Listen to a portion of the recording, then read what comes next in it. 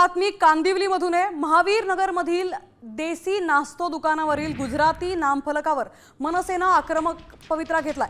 मनसेनं दुकानदाराला नामफलक मराठीत करण्यासाठी निवेदन दिलंय। मनसे पदाधिकाऱ्यांनी मराठीला प्राधान्य देण्याचा इशारा दुकानदाराला दिलाय। तसंच नामफलक तात्काळ बदलण्याचीही मागणी केली आहे। दरम्यान दुकानदाराने 7 दिवसांच्या आत मराठी नामफलक लावण्याचं आश्वासनही दिलंय।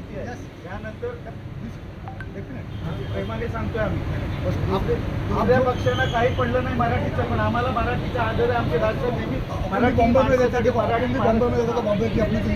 आपले प्रतिनिधी संजय गडदे आपल्या सोबत जोडले गेले आहेत। कांदिवलीतनं हा अत्यंत धक्कादायक प्रकार समोर येतोय। संजय, काय अपडेट्स आहेत?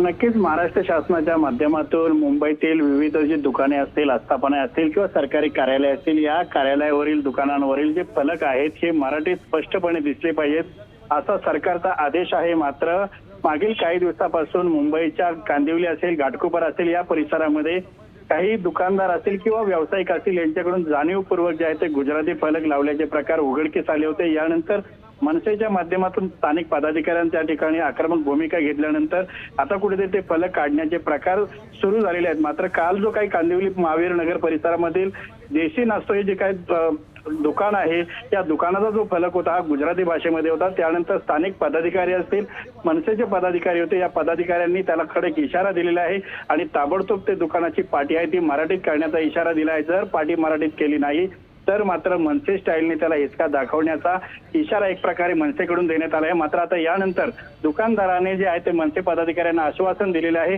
की 7 दिवसामध्ये त्या दुकानाची पाटी आता मराठीत करण्याचं आश्वासन दिले। आता मात्र हे पाहणं महत्वाचं ठरेल महापालिका यावरती काय कारवाई करेल, कारण महापालिकेच्या माध्यमातून ज्या दुकानांच्या पाट्या मराठीत नसतात अशा दुकानदारांना दंड आकारण्याचा नियम आहे। मात्र मागील नक्कीच धन्यवाद संजय आपण दिलेल्या सविस्तर माहितीबद्दल। आपण महाराष्ट्रात धंदा करतो तर